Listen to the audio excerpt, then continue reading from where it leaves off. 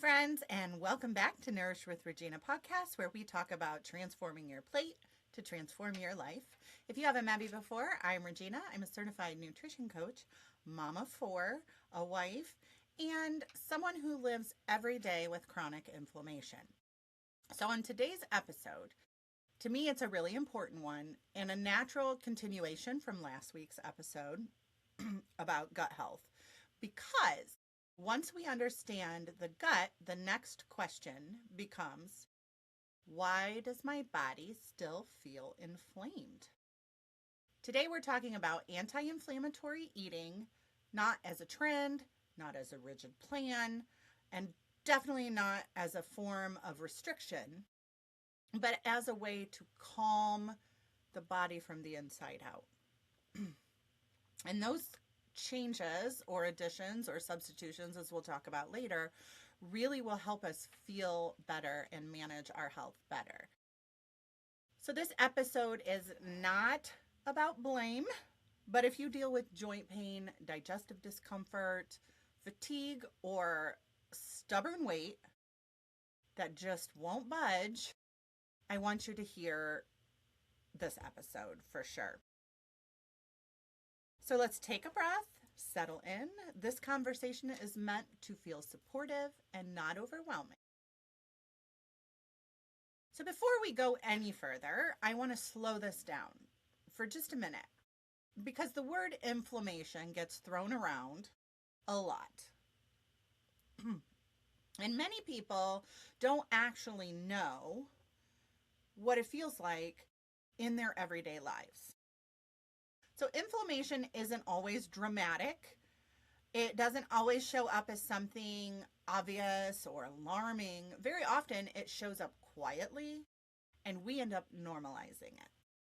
So acute inflammation is not what we're talking about today, but acute inflammation is protective.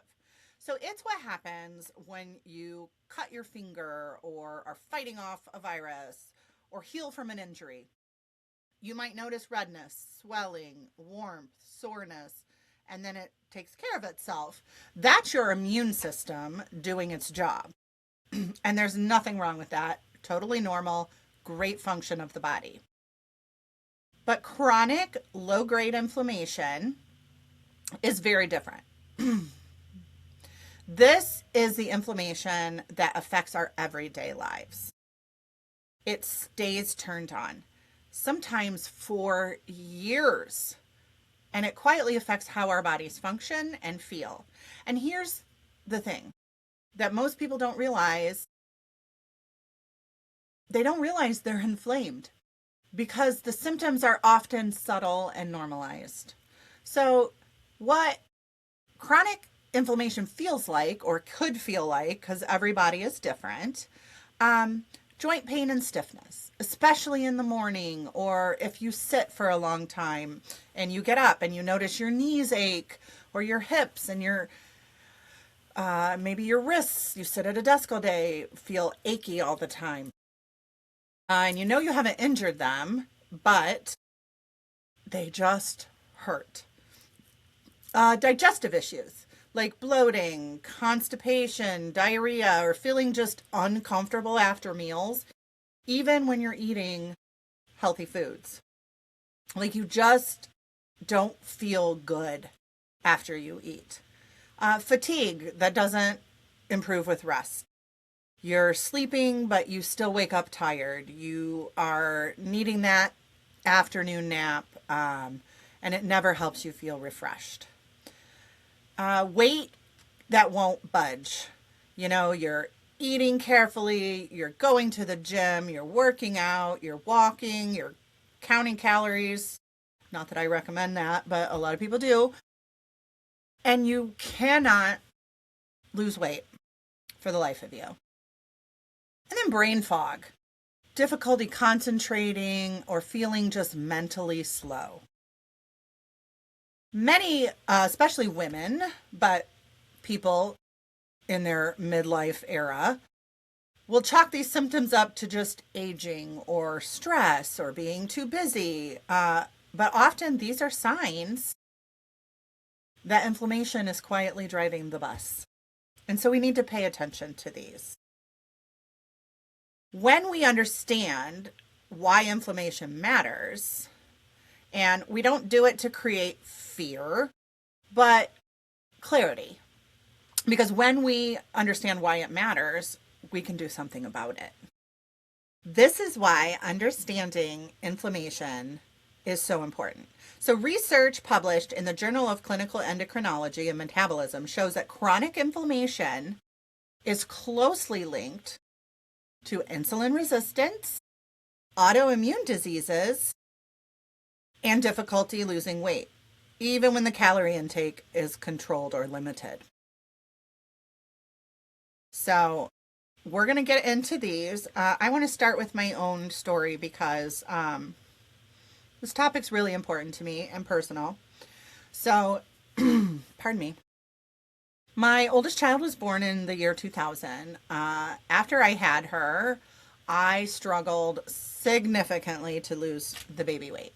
And I don't mean I was casually trying to lose weight. I was eating well. I was working out consistently. I was doing everything that was considered right. And yet, I could only lose about 5 pounds. And that 5 pounds I wrestled with. Like, 2 would come, 2 would go, 1 would come, 1 would go. Like, it just was this back and forth. Super frustrating. I remember feeling incredibly agitated and confused. Like, what's wrong with me? My confidence took a hit. I started questioning myself. Why isn't my body responding? Maybe something's broken. Eventually, my doctor ran some blood work and noticed that my thyroid levels were off. That was the beginning of my journey with Hashimoto's thyroiditis. It's an autoimmune condition where the immune system attacks the thyroid gland. So over the years, I've had thyroid nodules biopsied. Thankfully, nothing was malignant, but this has been something I've wrestled with now for about 20 years. I was prescribed synthetic thyroid hormones, which helped, kinda, I guess. I don't know. But even with the medication, I still struggled with fatigue and exhaustion and pain, weight. I still couldn't get my weight to move, low energy levels, and I just really never felt really good, you know? And what's important to say this, not once, not one time in all of my doctor's appointments did any one of the doctors talk to me about diet in conjunction with my Hashimoto's diagnosis. Then in 2007, I was having a lot of severe pain throughout my body. I was referred to a rheumatologist, and that rheumatologist, after doing some in-office testing and a lot of blood work again, diagnosed me with fibromyalgia, another chronic inflammatory condition. So looking back, I was probably dealing with the symptoms for a year or two of the fibromyalgia before I even got the diagnosis. Again, medication was prescribed, and again, nothing was mentioned about food. It wasn't until about 3 years ago, when I started working with an integrative medicine doctor, that someone finally connected these dots for me. Even though I was already eating what I thought healthy, she suggested deeper changes, like moving gluten and dairy free. Not as punishment, but as a way to reduce inflammation and immune activation. And those changes have been incredibly helpful. I've had less pain, more manageable energy, a body that finally feels supported, and not constantly inflamed. That's why anti-inflammatory eating isn't theoretical for me. It's very personal, and it's necessary so that I can feel my best every day. So here's where today's conversation ties directly in with last week's gut health episode. If you haven't listened to that episode yet, you can go back and listen to it after this one. I'd love you to listen to all the episodes, but especially that one, and why it's the foundation for all of our health. When the gut lining becomes compromised, and we talked about leaky gut, inflammation compounds pass into the bloodstream. This keeps your immune system constantly activated. And research published in the journal Gut shows that increased intestinal permeability is associated with higher inflammation markers like CRP and pro-inflammatory cytokines. In simple terms, a stressed gut keeps the immune system on high alert. That inflammation doesn't stay confined to digestion. It shows up in your joints, your hormones, your thyroid function, your skin, your metabolism, and your energy levels. This is why healing the gut and reducing inflammation must happen together. Addressing one will often improve the other. So let's talk food, gently and practically, because remember, consistency beats intensity, and nothing will work if it's not something that works with you, right? So there's some things we can add to our diets or swap out or just be more aware of, getting more of, to help with the inflammation. So the first is going to be omega-3s. Omega-3 fatty acids help reduce inflammation and those inflammatory markers and support joint and immune health. So it's wonderful. Salmon is probably what comes to mind first for me. I love salmon. It's one of my favorite go-to meals. I do eat it for lunch a lot. Really easy. Just brush some salmon with some olive oil, salt, and pepper. Bake it at 400 degrees, 12 to 15 minutes. Finish with some lemon or dill, and use that as your protein for a quinoa bowl or a power bowl or something. Put it in the air fryer for about 10 minutes, makes it crispy and delicious. I love the salmon in the air fryer, and it does really give you a good protein base to build a meal around. The second thing is fiber. And if you remember last week, we talked about how little fiber people actually get and what they should be getting. And so we could all, no matter what our situation is, try and up our fiber intake. Sweet potatoes are a great source of fiber, and they're delicious, and you can use them in so many different ways. I like to roast mine, cube them, toss with a little bit of avocado oil, salt, pepper, or cinnamon. Depending, if you want to do a little sweeter, a little more savory flavor, you're going to roast those again at 400 degrees, 25, 30 minutes. Add that in with your salmon for a great protein bowl for lunch. So we've got 2 of the new things down already, and I'm starting to get hungry because that sounds amazing. Polyphenols. So polyphenols reduce oxidative stress and support cellular health. And so it's going to be really easy. Even if you're not a tea drinker, you can make this parfait. So it's going to be our berry and green tea yogurt parfait. So you're going to take like a cup of non-fat Greek yogurt and just put about 2 teaspoons of matcha, green tea matcha in there. Stir that up. Maybe a little vanilla. If you want it sweeter, maybe add some stevia or a natural sweetener, honey, agave, something along those lines to it. A little bit of vanilla, and mix that up real good. And we're just going to layer that, a little bit of yogurt, and then maybe some blueberries or raspberries or blackberries. Those berries have great antioxidants in them, which is wonderful for your immune system. And then the green tea with the berries is like great with those polyphenols. And then, the yogurt's great for gut health too, because it is considered a fermented food. Spices and herbs. So we talked, I think it was a few episodes ago, but anyways, about turmeric and ginger are wonderful anti-inflammatory tools for our bodies. And they have so much flavor, so they can add a lot of depth to what we are cooking. Or one thing I love to have in the evening is it's called golden milk. So I use almond milk, but you could use whatever kind of milk you want. I try and avoid a lot of dairy, so I use almond milk. And then I put in some powdered turmeric, some powdered ginger, cinnamon, a little bit of black pepper because the black pepper helps activate the turmeric.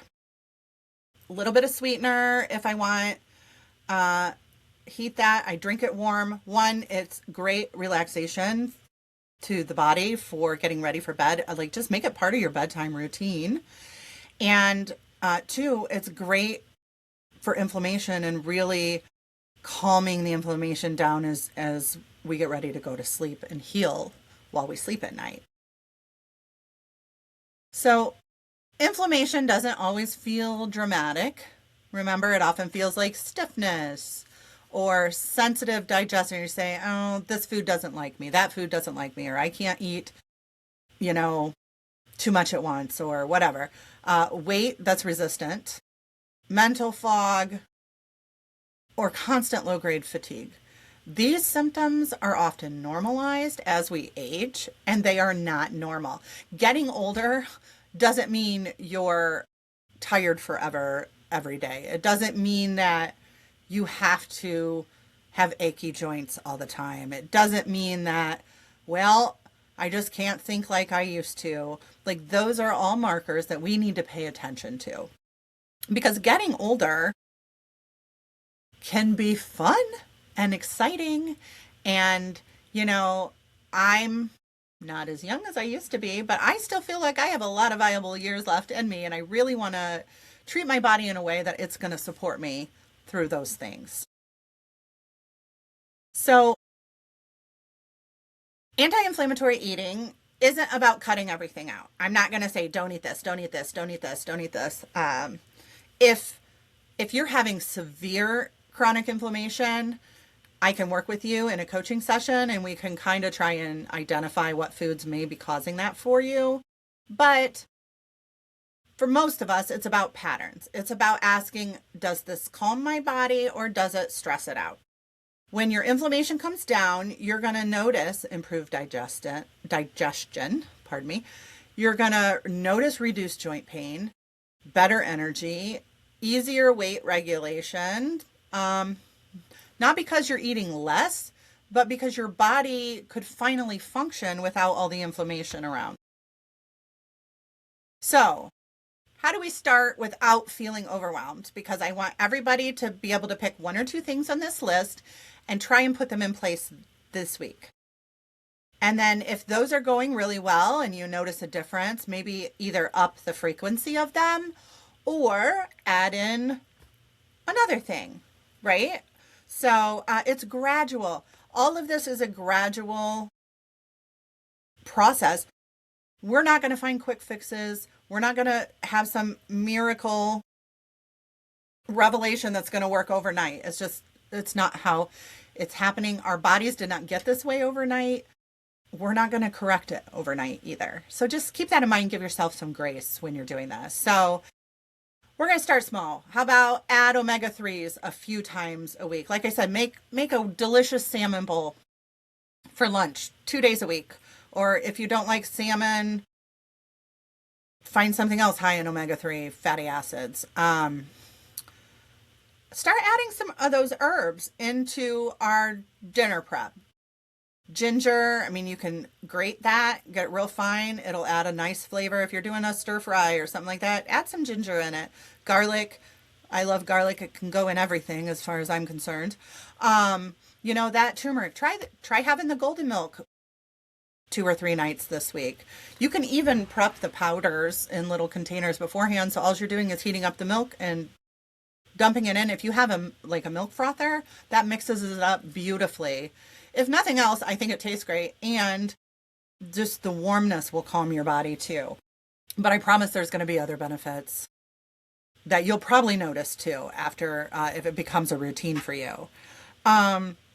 Focus on protein and fiber. Make sure there's some source of fiber at every meal and a source of protein. Those two things, think of them like they're just best friends and they can't ever be apart. Fiber and protein, fiber and protein. Cook more at home. If you go out to eat to dinner 4 times a week, maybe limit that to 2 and try cooking at home those 2 other nights. Going out to eat inherently isn't bad, but a lot of the choices and knowing what's in our food becomes very difficult when we're going out to eat all the time. So remember, healing doesn't require extremes, it requires consistency. So if today's episode resonated with you, I'd love for you to push the buttons, like, follow, and subscribe wherever you listen. I'm on YouTube, Spotify, and Apple Podcasts.